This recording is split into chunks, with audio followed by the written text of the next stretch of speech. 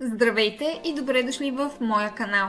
Аз съм Мартина, а това е второто видео от поредицата ми посветена на Любляна. Ако случайно не сте изгледали първото, може да го направите като цъкнете в горния десен ъгъл на екрана ви. В него ви показах Люблянския замък, както и други интересни неща. А сега продължаваме с останалите интересни забележителности на града и също така в това видео ще разберете защо Любляна е известна като града на мостовете. Приятно гледане! Намираме се на Драконовия мост. В двата му края може да видите по два дракона пазители. Те са основният символ на Любляна. И има една легенда, свързана с тях. Тя е, че Язон и аргонавтите преминават тук по пътя си на Златната руна. Срещат дракон и го убиват. Днес навсякъде в Любляна можете да видите дракони на всеки ъгъл. Задължително трябва да видите Драконовия мост и да се разходите по него, защото е една от най-разпознаваемите и символични забележителности на Любляна и дори се счита за негова емблема. Продължаваме към следващия мост, който е също толкова известен и то с нещо интересно, а по пътя се наслаждаваме на красивите гледки и спокойствието, което ни заобикаля. Друга забележителност в Любляна е Месарският мост. Той е толкова голям, че е обособил едва ли не площад и е абсолютно пешеходна зона. Преди месарските магазини са се намирали на моста на обущарите, но понеже много е мирисало на хората, са го преместили тук. От него може да видите и моста на драконите, а също така може би забелязахте, че е пълно с кетинарчета. Тук влюбени двойки идват, слагат кетинарчето и така заключват любовта си за винаги. Със сигурност ще забележите и малките скулптури. Те са от митични и библейски мотиви, но в малко по-авангарден стил. Също така на моста трябва да видите, че е стъклен пода и виждате река Любляница отдолу.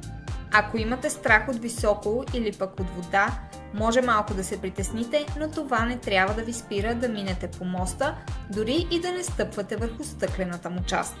Ето и най-известният мост в града на мостовете – Тройния мост. Първоначално е бил само един, ето този, и след това са построени още два, за да има пешеходна зона. Този е бил за коли. Но в момента, както виждате, и трите се ползват като пешеходни. Той се намира в самото сърце на Любляна, точно до Прешерновия площад и пред църквата на Благовещение и свързва стария град с модерната част на града, минавайки над река Любляница.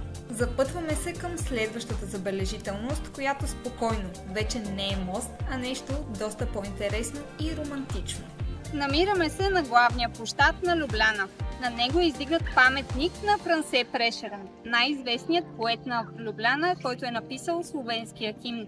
Мястото на паметника не е случайно, защото отсреща е живеела неговата любов. За съжаление, историята е малко тип Ромео и Жулиета. Тя е била накарана да се омъжи за друг човек, а той се е самоубил. Но в момента гледа към нейната къща. Юлия Примиц се превръща в негова вечна муза и вдъхновение, а той посвещава много стихотворения, като най-известното е сонетния венец. Жълтата къща е тази, в която е живяло семейство Примиц, а туристите често търсят прозореца на Юлия. За сега впечатленията ни от Любляна са много добри. Наистина е много приятно градче, чисто, подредено, хората са усмихнати, всичко ти е на една ръка разстояние и не е нужно да препускаш от забележителност на забележителност. Успяхме да го видим снощи и по-тъмно и също е толкова приятно. Въобще Любляна ни изненада много приятно, защото нямахме големи очаквания, а пък си прекарахме много хубаво. Затова ви препоръчвам, ако досега не ви е била в списъка за дестинации, които искате да посетите, да преосмислите това свое решение. Това е катедралата на Любляна, Свети Николай. За да я разгледате е нужно да си купите билет за 2 евро. Много е пишна и пъстра, така че ви съветвам да влезете и да я видите. Това е не само най-голямата и най-важна църква в Любляна, но и един от най-забележителните барокови храмове в Словения. А според местна легенда, именно в нея Франце Прешерен за първи път вижда Юлия Примиц и се влюбва в нея. Задължително обърнете внимание и на бронзовите врати, които са инсталирани по случай посещението на папа Йоан Павел II в Словения. Току-що видяхме, че се предлага разходка с лодка по река Любляница и плануваме утре да направим това. Ще ви разкажем дали ни хареса в следващото видео, което може да очаквате много скоро.